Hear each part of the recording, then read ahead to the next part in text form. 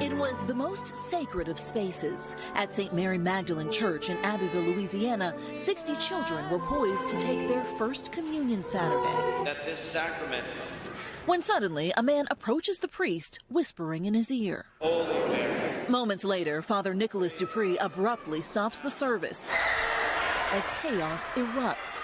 According to church officials, a suspicious person opened the back door. Members immediately confronted him and led him outside, calling police. Authorities say he was armed with a gun. Inside, the video shows clergy members ducking for cover, altar servers scrambling to safety as police rush in, guns drawn, checking for any additional threat. Just get a hold of your child, go slowly. The suspect was a 16-year-old white male, police say, dressed in all black. He was arrested, then taken to a hospital for mental evaluation, charged with terrorizing and 2 counts of juvenile gun possession. Incredibly, police say there were no injuries. Hallelujah. But at today's service, the scars were clear. It bears a shocking similarity to yet another close call last week at a Pittsburgh church when a man approached the pulpit and aimed directly at the pastor, who was spared, police say, only when the gun jammed. Back in Louisiana, the church plans to have law enforcement stand guard at every service going forward, as more houses of worship are forced to mix the power of prayer with the presence of police. Blaine Alexander, NBC News. But we start tonight with the latest on the Lakewood church shooting that has made national headlines. Thank you so much for joining us tonight at 10 o'clock. I'm Daniela Guzman. And I'm Keith Garvin. We are learning more tonight about the woman who opened fire in the church and the young child critically injured. KPRC2's Bryce Newberry is live at Lakewood Church tonight as we hear from the family of the 7-year-old boy who was shot in the head. Bryce. Keith and Daniela, that 7-year-old victim who police say is the shooter's biological son continues fighting for his life in the hospital tonight as his grandmother is sharing a statement for the first time, calling this a completely preventable horror.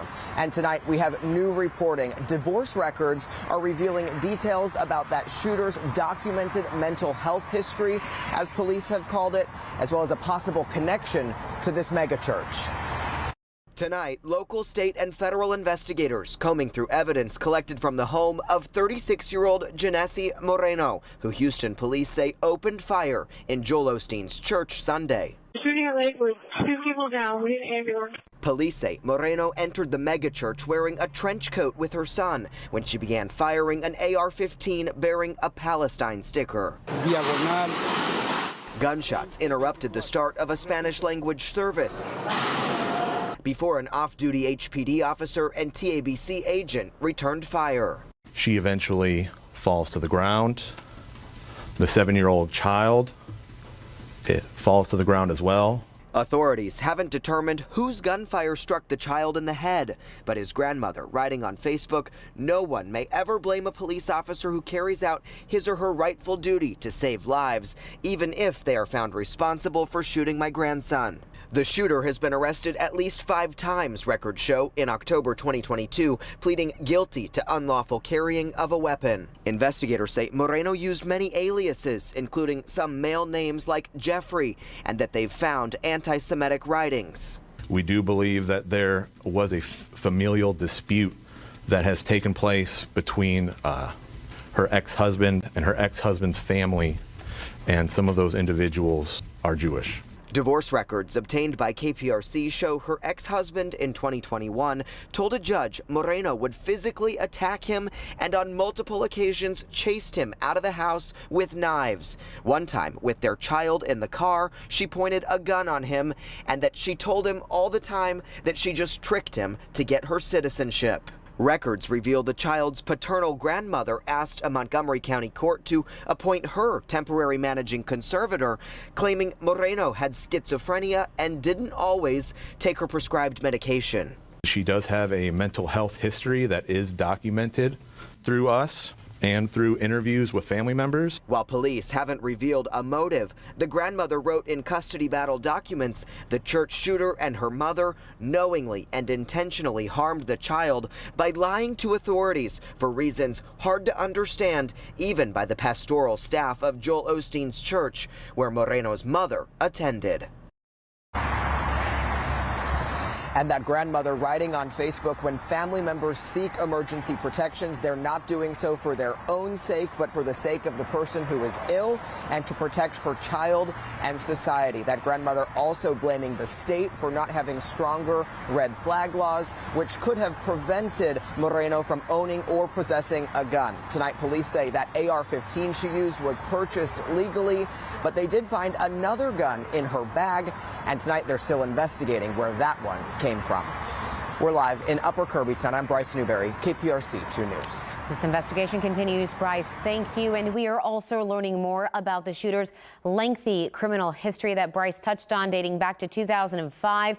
It includes illegally carrying a weapon, failure to stop and give information, marijuana possession, forgery, and assault on a public servant. We will The good Lord was definitely with this pastor. He just started his sermon when all of a sudden a man in the congregation jumped up, pointed a gun, and pulled the trigger.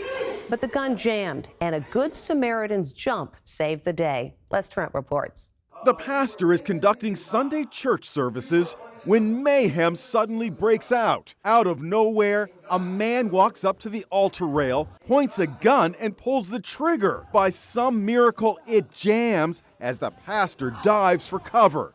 Then a hero emerges. Take another look. The assailant appears ready to pull the trigger again, but he's tackled to the floor. The hero is a church deacon who makes a flying leap and puts the suspect in a bear hug.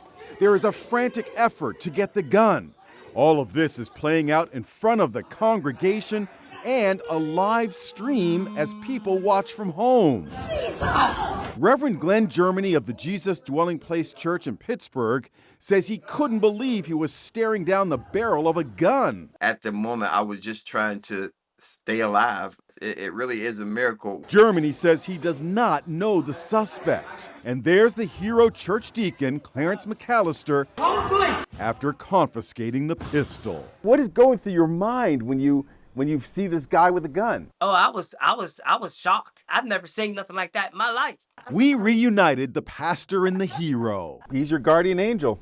Absolutely. Absolutely. I'm so grateful for him. And isn't it interesting to note that that guardian angel's name is Clarence, just like in the Christmas classic, It's a Wonderful Life. By the way, the suspect is behind bars. He's charged with attempted homicide, and just hours before the church shooting, a relative of the suspect was found dead in his home. No charges filed in that case.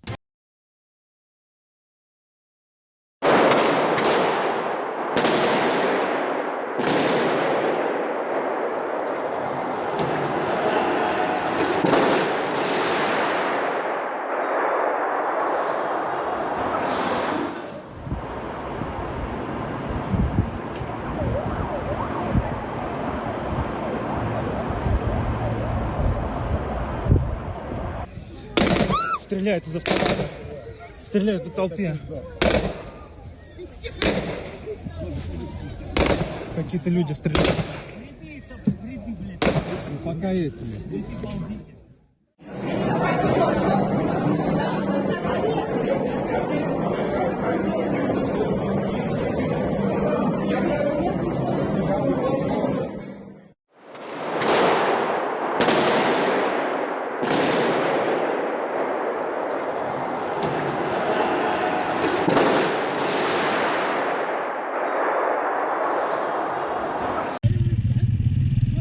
نشنتوا على الناس في مهمة يا اخوان كبيرة.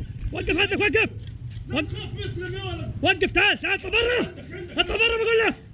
اطلع ارفع ايدك ايدك فوق. ايدك فوق اطلع برا. اطلع برا تعال. اطلع برا تعال. هاي كلب. طب ايش اسمك؟ تعال سوق عبود. تعال سوق تعال. عبود سوق يا عبود. انا عريم. انت بطلع عريم حقت لك. عريم وين ريم؟ ارفع يدك ورا ظهرك. بطير الحين بدي اخلص عليه. الله؟ لا تشتغل عند الكفار وتقول تعرف الله؟ والله ما بتعرف الله أنت يا كلب. عند الكفار تشتغل. طب جيب لي ايش اعمل؟ جيب لي هذا. يا حميد، يا حميد. السيارة هات معانا يا سالم، معك علم؟ علم. معك علم؟ علم مش عصب، علم. شوف ضرب الجيب.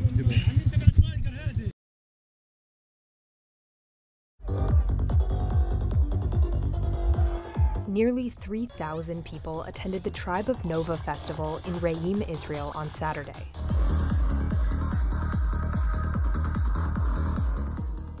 It would become one of the deadliest sites of Hamas's surprise attack on Israel.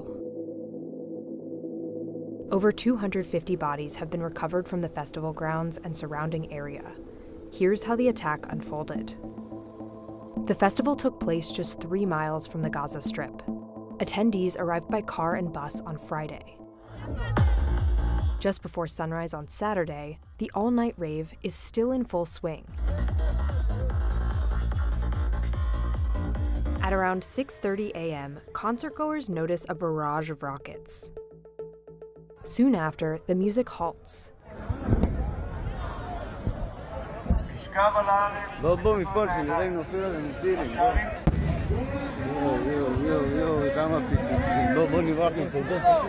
As the rockets continue, festival organizers tell attendees to leave.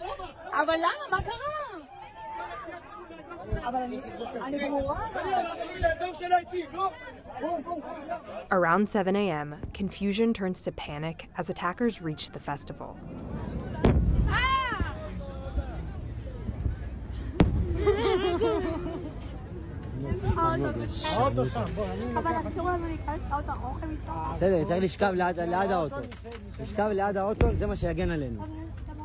Many attempt to escape via dirt roads that lead to a main road, but it creates bottlenecks. Drivers encounter gunfire from multiple directions. Yo!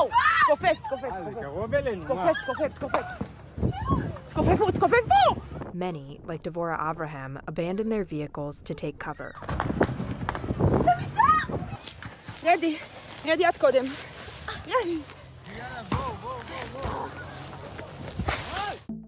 One car makes it out and drives south, but just before 7:40 a.m., they encounter a group of Hamas fighters.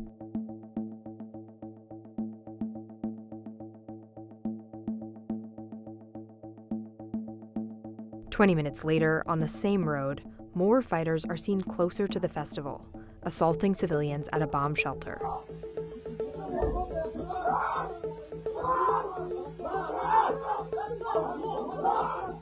The southern escape route is now blocked. Around 8:30 a.m., security attempts to hold off Hamas fighters approaching the festival from the north.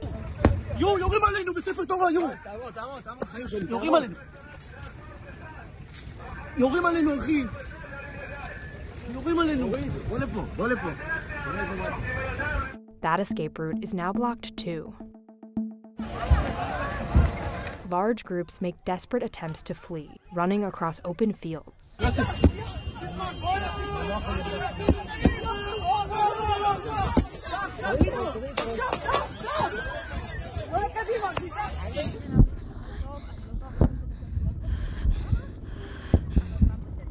Others remain at the grounds.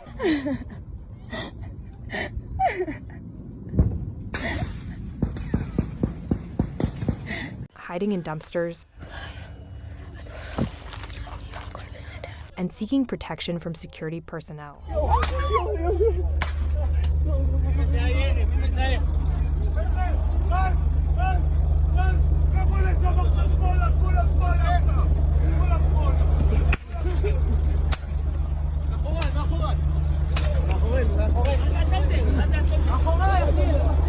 Just before 9:30 a.m., Hamas fighters can be seen hunting down anyone remaining on the grounds.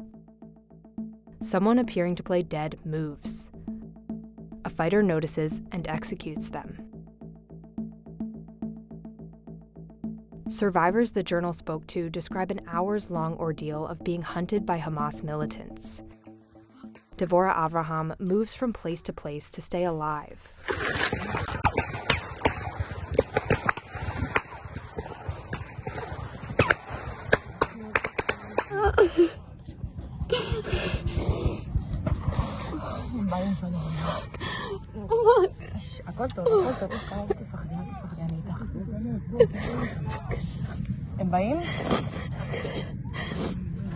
After many hours, she makes it to safety. Those who didn't escape were killed or taken hostage.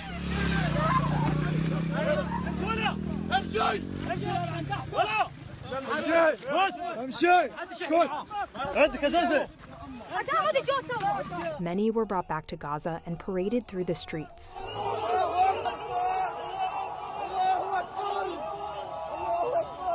In a video circulated by Hamas affiliates, one captive can be seen wearing what looks like the Blue Festival wristband. Many attendees remain unaccounted for. Hamas has since pledged to execute hostages as retaliation for Israeli airstrikes.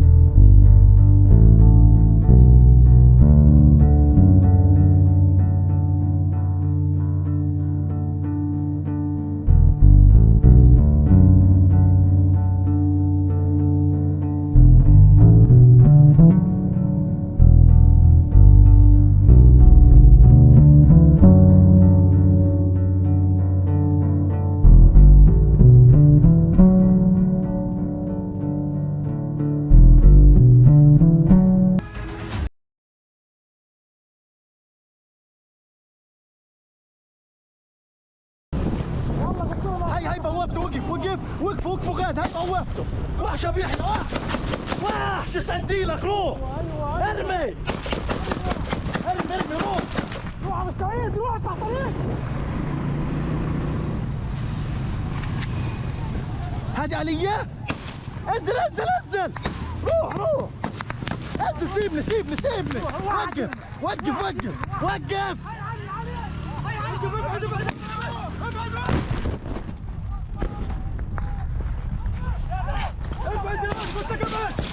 امسك امسك، دير بالك القاذف والزر الزر.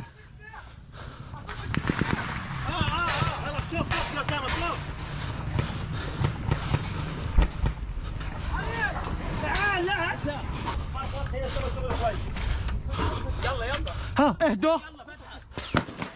ايش وين؟ استنى يا ابني. وين في حدا؟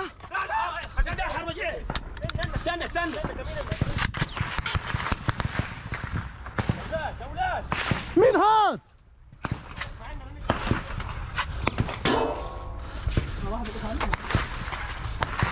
مين قال لك؟ استنى تضربك. استنى وش بدكم؟ انجز. هات اغراض، هات افتح. هات اغراض، هات اغراض دروع.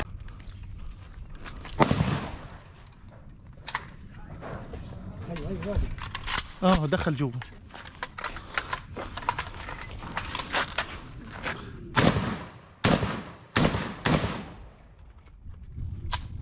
ارجع، تعال له، تعال. اقسم بالله صوبت لك جندي. هي امبلانس. كسر عشان ما يطلعوش.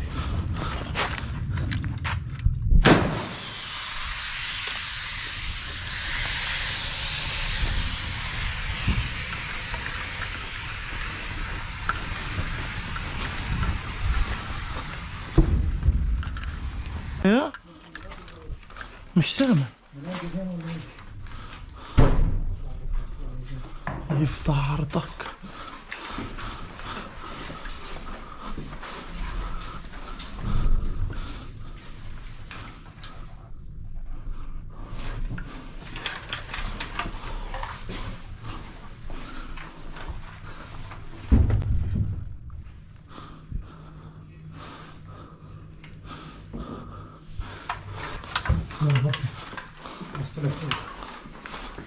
فوق نطلع له. شوفي كيف الميدان احنا كيف.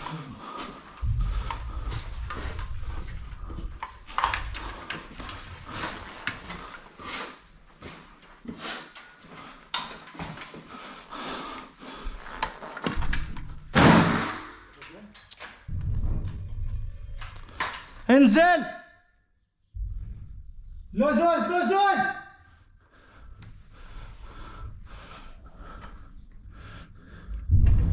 إيما.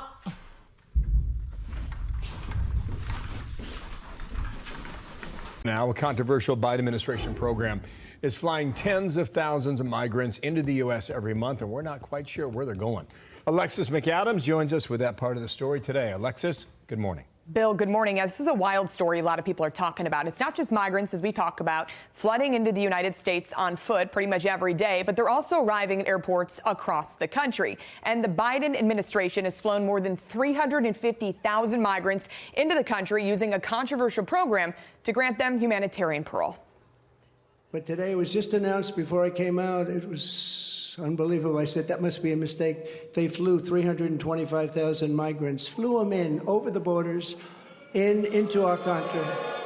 And as a hot topic on the campaign trail, Customs and Border Patrol data showing that 357,000 migrants have been flown into the U.S. from Cuba, Haiti, Nicaragua, and Venezuela. That's just through the end of January. It's all part of a special program called the CHNV Parole Program that grants migrants 2 years of humanitarian parole. So the CBP denied a FOIA request to name the airports where the migrants arrived. That was filed by the Center for Immigration Studies. They told them, in part, if disclosed, it would reveal operational vulnerabilities that could be exploited by bad actors. So no answer on where these people were going. While we see massive groups of migrants crossing illegally at the southern border every day, the migrants in this CHNV program are able to apply for asylum. How? Well, they use a cell phone app to do it. There are strict eligibility requirements, though, for this program, including having a supporter in the United States, undergoing security vetting, and then once the 2 years are up, they must apply for renewal or leave the country. So we'll see how that plays out. Republicans arguing that the migrants using Biden's parole program will end up staying here illegally, and several GOP states have already sued the Biden administration over the legality of this program. We're still waiting on a ruling on that.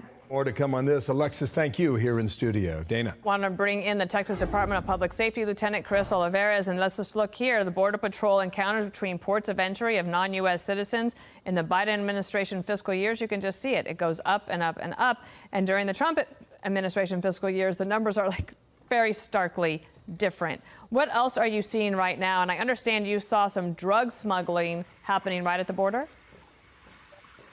Right, Dana. So good morning. Of course, great to be with you. And of course, talking about these flights, there's a lot of unanswered questions. Of course, this has been happening for the last 3 years. I believe, Fox News actually broke that news when there were secret flights at the dead of night that were being transporting illegal immigrants throughout the country. And of course, this has been going on, not just, flying and busing illegal immigrants into the country, but of course, there was a lot of criticism when Governor Abbott started busing illegal immigrants to these sanctuary cities. But one thing it did do was it shed light on the problem, and it forced the issue. It forced some of these governors, some of these mayors, some of these sanctuary cities to actually talk about the issue, actually force the federal government to actually do something. So a lot of unanswered questions as far as who's coming into the country on these flights. But of course, we talk about the public safety, national security threats, the drugs, the criminals, suspected terrorists. I mean, that is still happening. That is a reality of the current situation on the border. We've been experiencing it for the last 3 years. And still right now, today, those are some of the issues that we're still facing in Texas. Tell me about some of these pictures that you had about drug smugglers there at the border.